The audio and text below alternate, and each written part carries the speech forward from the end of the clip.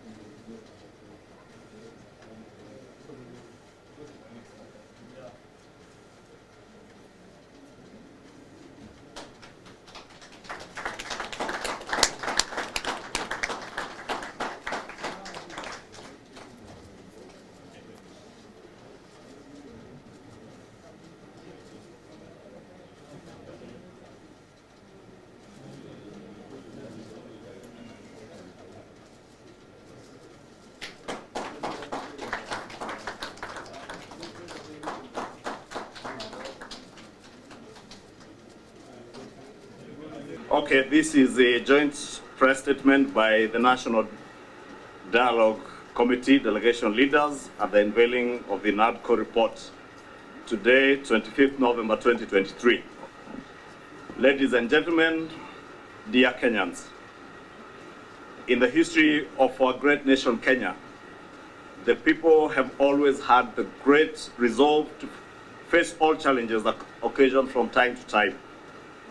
With great courage and in the spirit of truth, unity, brotherhood, nationhood, and patriotism, the people of Kenya always emerge as the winners.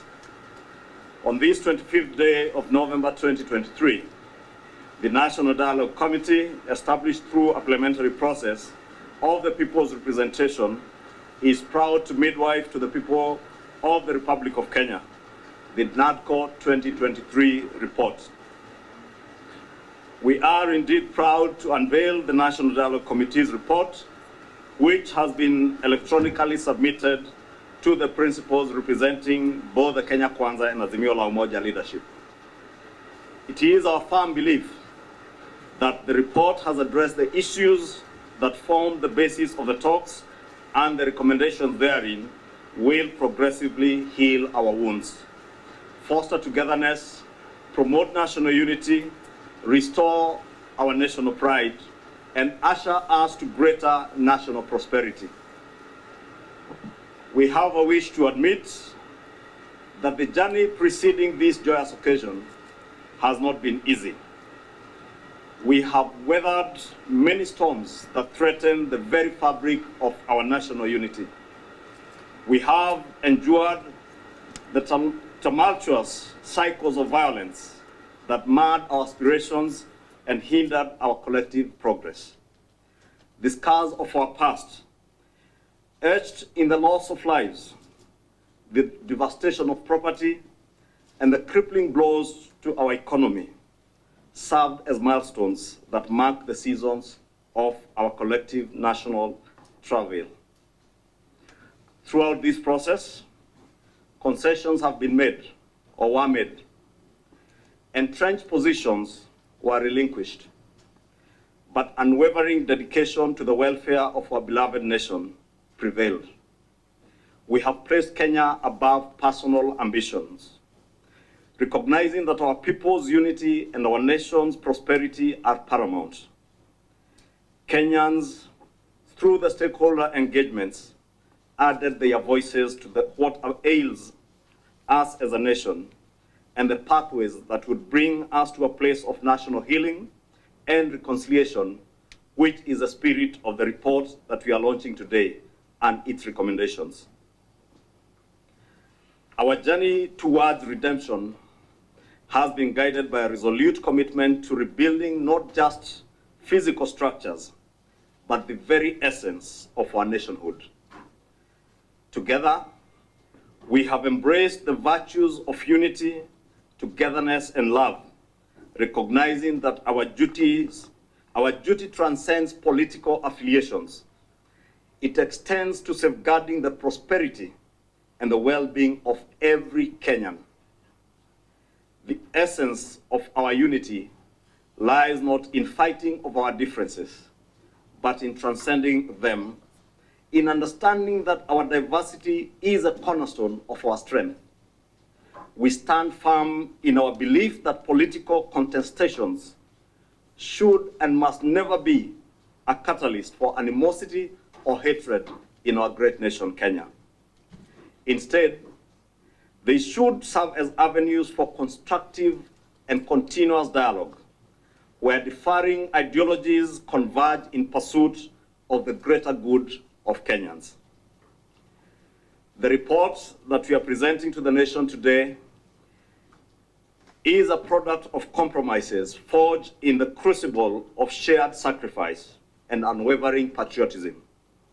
It signifies a commitment to forging a path forward that embraces inclusivity, justice, and progress for all Kenyans.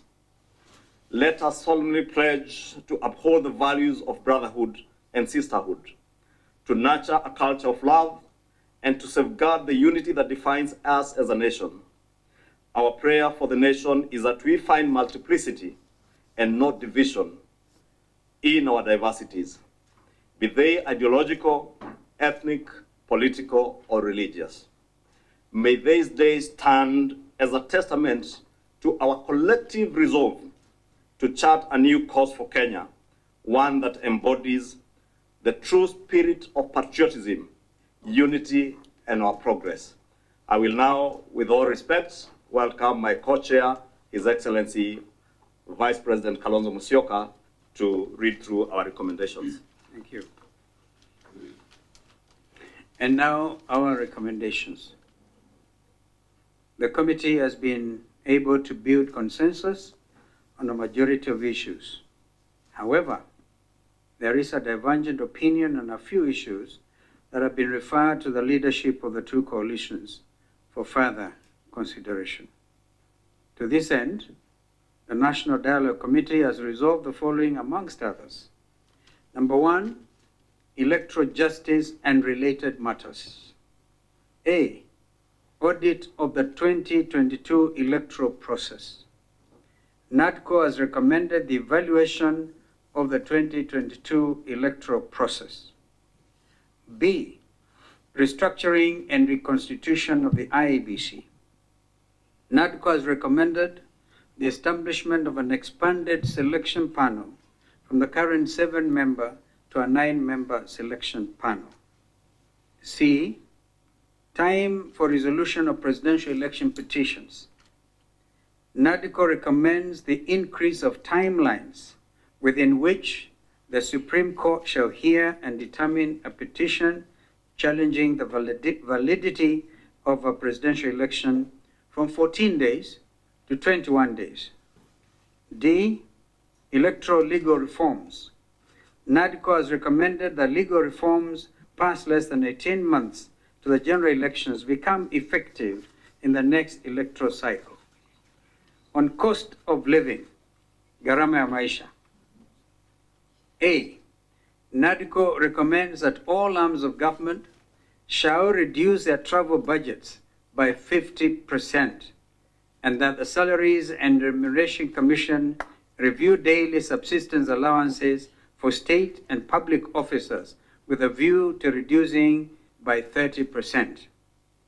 B, Nadco recommends the Minister of Energy and Petroleum, in liaison with the National Treasury, to reduce the road maintenance levy and the anti-adulteration levy by 5 shillings and 3 shillings per litre, respectively. C, Nadco recommends that the national government finalizes the transfer of all devolved functions and provides for the concomitant resources to the county governments. D, Nadco recommends that Parliament shall amend the Constitution to provide for the equitable share to the county governments not to be less than 20% of all revenue collected by the national government from the current 15%. However, the committee was unable to reach a consensus on a number of other proposals on the matter of cost of living, including the reduction of VAT on fuel from 16% to 8%, and scrapping the housing levy. These twin issues are contained in the Finance Act 2023, I beg your pardon. Number 3, entrenching of funds into the Constitution. Nadco recommends the entrenchment of NGCDF, the National Government Affirmative Action Fund, GAF, and the Senate Oversight Fund. B, Nadco further recommends the Ward Development Fund to be established by statute. Number 4, establishment and entrenchment of state offices. A, Nadco recommends the establishment of the office of the leader of the official opposition, who is the leader of the largest party or the leader of a coalition of political parties that garnered the second greatest number of votes in the immediately preceding presidential elections, with 2 deputies. B, Nadco further recommends the establishment of the office of the Prime Minister to be nominated and, upon approval by the National Assembly, appointed by the President. 5, fidelity to the law on multi-party democracy. Nadco recommends the establishment of the Independent Political Parties Regulatory Commission as an independent body that shall be responsible for the registration of political parties and their office holders and the management of political parties' funds, a role currently vested in the office of the Registrar of Political Parties.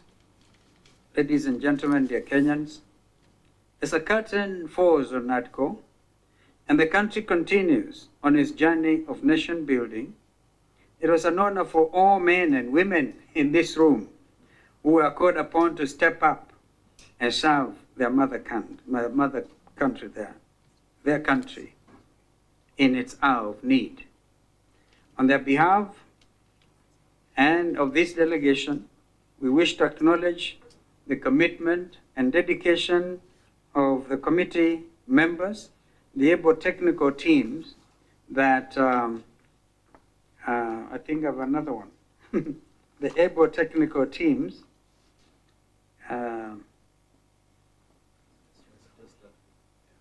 okay, let me just do the acknowledgement bit again. The National Dialogue Committee wishes to thank the party leaders of the Kenya Kwanza Alliance and the Azimio la Umoja One Kenya Coalition for their exceptional display of patriotism and statesmanship that established the National Dialogue Committee with the objective of addressing issues of concern to the people of Kenya. The committee also expresses its gratitude to the Speaker of the National Assembly and the Speaker of the Senate, as well as the offices of the Clerk of the National Assembly and the Clerk of the Senate, for the support extended to the committee in the execution of its mandate.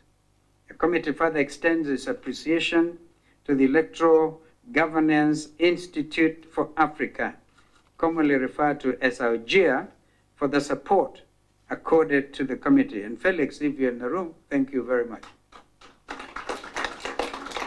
This is a gentleman who has been able to pay for our lunches, not Kimani Echungwa, as he wants, and conferencing as well. So don't go for Kimani's jugular. The committee also acknowledges the members of the public and the various institutions and organizations that appeared before the committee or submitted memoranda.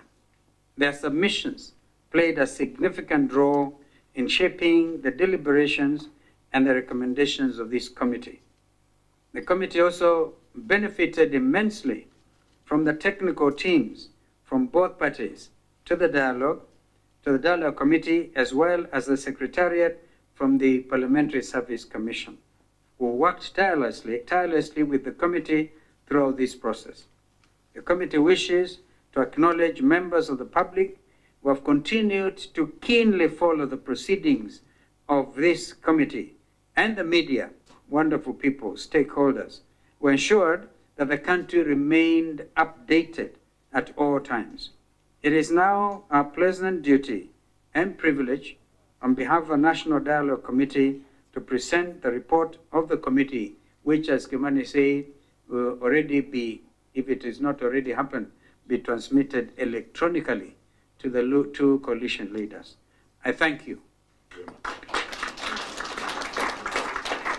Na kama kuna mtu mwenye swali, dakika moja tu, if it is indeed in order, because you have conducted deliberations in a very open and transparent manner. Kama kuna mtu mwenye swali, anaweza kuuliza. Tumeelewana. Thank you.